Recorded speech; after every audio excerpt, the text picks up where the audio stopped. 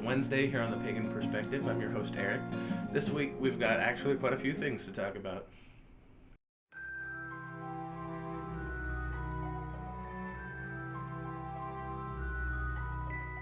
There was a day when I was young and free and my heart soared like a bird.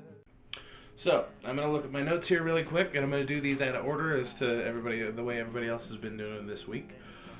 First of all, we have Michael. He says in a few months he'll be headed off to college, moving into the dorms. Things like candles and incense and blades are not allowed.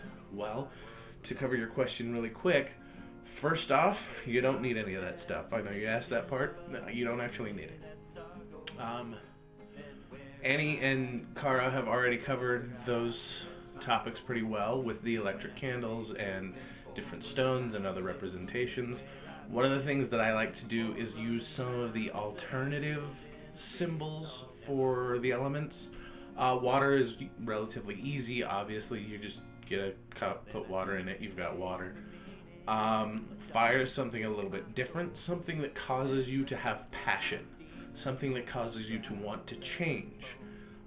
For example, in my life, one of the things that causes me to feel passion is my wife. So occasionally I will put her in the south corner, and that's good enough for me.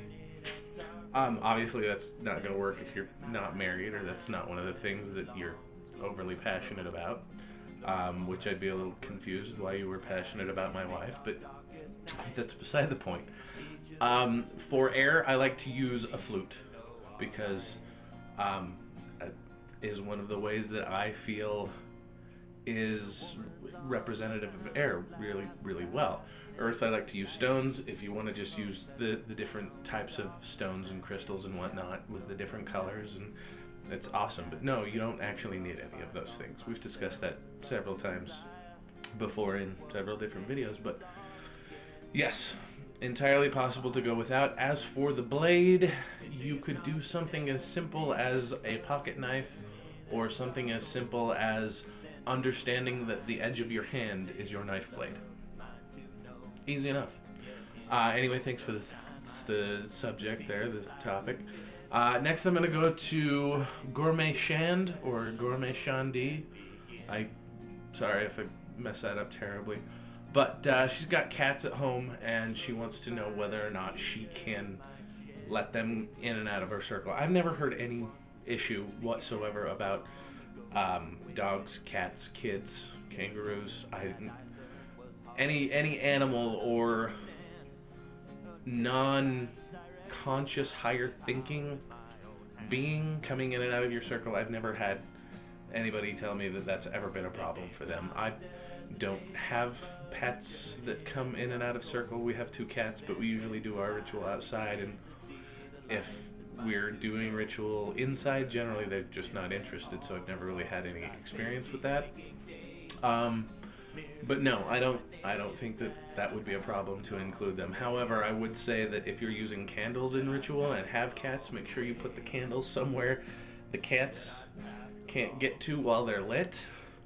I've actually seen more than one cat singed a little bit accidentally. So outside of the safety factors, I don't think that there could be any problem with your cats coming in and out of your ritual space. Last, and in my opinion not least, is Zombie Duck. Zombie Duck basically said that her aunt went to a naturopathic healer, and the naturopathic healer said that her tongue ring was interfering with the energy of her healing and her flow and her whatnot. And what do we feel about tattoos and piercings and placement and the inks and the metals and the... Well, I'm really, really adamant about loving tattoos. You've all seen that I have tattoos. You've all seen at least these piercings. I've had more. I used to have my tongue pierced. I've had these pierced before, both of them. I don't have them pierced anymore.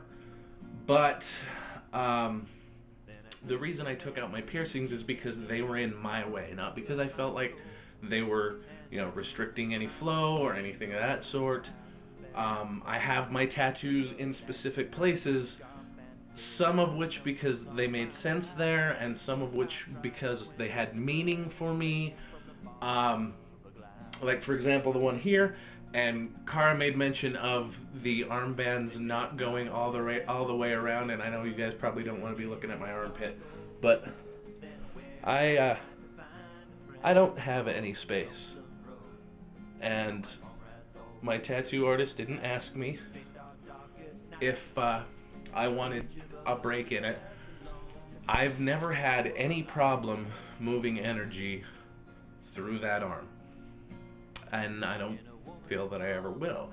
It doesn't go numb, it doesn't desensitize anything, so I've never heard of that before, having the tattoo go all the way around being a cut off of energy. I also have one on my ankle that's in a spiral, so it doesn't actually connect, but I don't have any problems with that one either. It goes around, wraps around several times.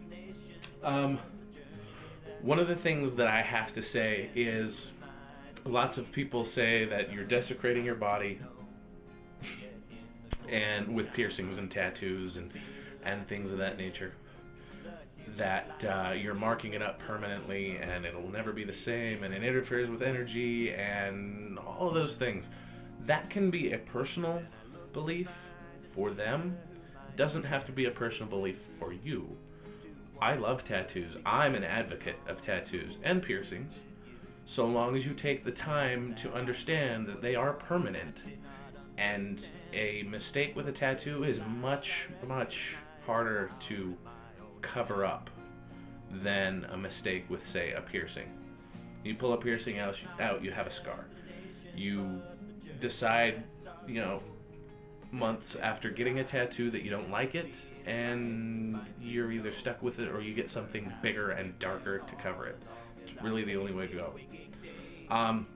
Outside of that, those people who, and this is just a really, really quick thing I want to touch on, the people who say that I am desecrating my body by putting tattoos and piercings and body modifications. I don't have any body mods outside of the tattoos and piercings.